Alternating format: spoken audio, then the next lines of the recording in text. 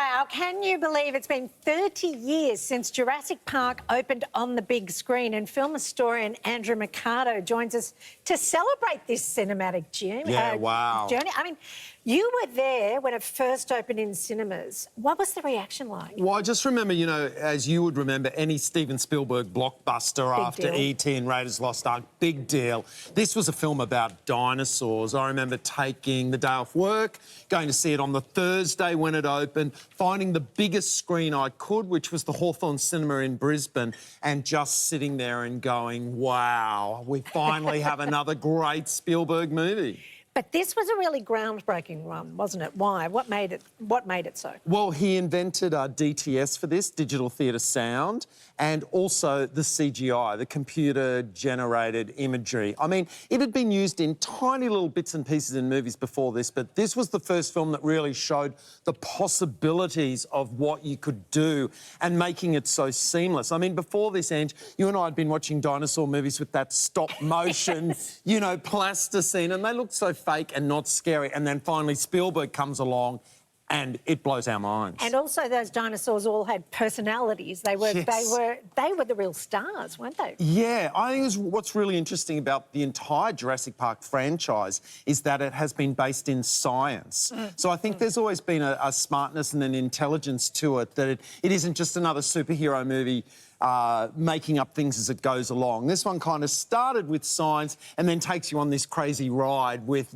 dinosaurs that we all wanted to, you know, see. The casting was quite quirky, wasn't it, when we think of those lead roles? Did Spielberg take a risk there? Yeah, look, I think he did. I mean, to put Sam Neill in there and Laura Dern, Jeff Goldblum, none of these were A-list actors that would consider to be able to open a film the way that we would imagine a Tom Cruise or someone like that. But, I mean, when you've got directed by Steven Spielberg and there's dinosaurs, I mean, really, I guess we could have almost watched anyone in there. But, I mean, those three I thought were just so fantastic, and I think they really anchored the film in a reality that made all the other movies possible. Because they were such great actors. Yes. I think that's what really lent to it. Yeah. Now, the Jurassic Park franchise has a whole new legion of fans, young fans, and a whole new line of nostalgic merchandise too. Get a look at this. I know, it's kind of amazing. When you think about it, all little kids love dinosaurs. Yes. But these 30th anniversary toys are kind of interesting because they go back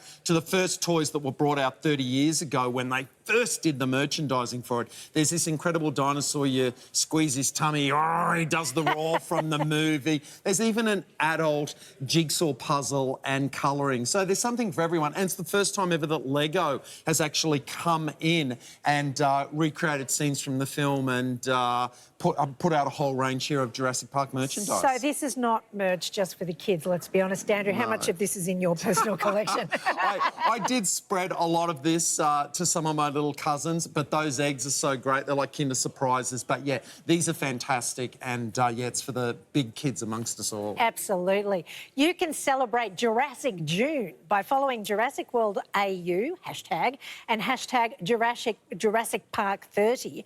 And look out for events and all new toys, games and merchandise at your local retailer.